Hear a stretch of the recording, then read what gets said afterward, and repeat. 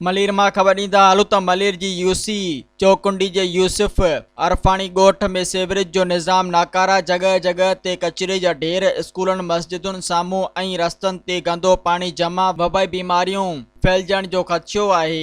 इलाइक़े वासी सख़्त अज़ियत खे मुंहुं ॾियण लॻा आहिनि। टाउन इब्राहिम हैदरी ऐं यूसी चौकुंडी जी इंसामिया शिकायतुनि बावजूदि नोटिस न वरितो। गटर जो गंदो पाणी स्कूलनि मस्जिदुनि अॻियां ऐं रस्तनि ते जमा थी वियो आहे। केतिरनि ई ॾींहंनि खां सफ़ाई न थियण करे इलाइक़ो कचरा कुंडी जो ॾेख ॾेई रहियो आहे। फौरी तौर सफ़ाई न कराई वई त सख़्त एहतजाज कंदासीं। मीर मोहम्मद अरफानी, अरशद काज़मी, अली गुल खोसो ऐं ॿियनि इन हवाले सां मुतालबो कयो त टाउन इब्राहिम हैदरी ऐं यूसी चौकुंडी जी इंसामिया फौरी तौर इलाइक़े मां सफ़ाई सुथराई कराए गटर जे गंदे पाणी जो नेकाल कराइनि। ॿी सूरत में टाउन इब्राहिम हैदरी ऐं यूसी जे ऑफिसुनि साम्हूं सख़्त एहतजाज कंदासीं।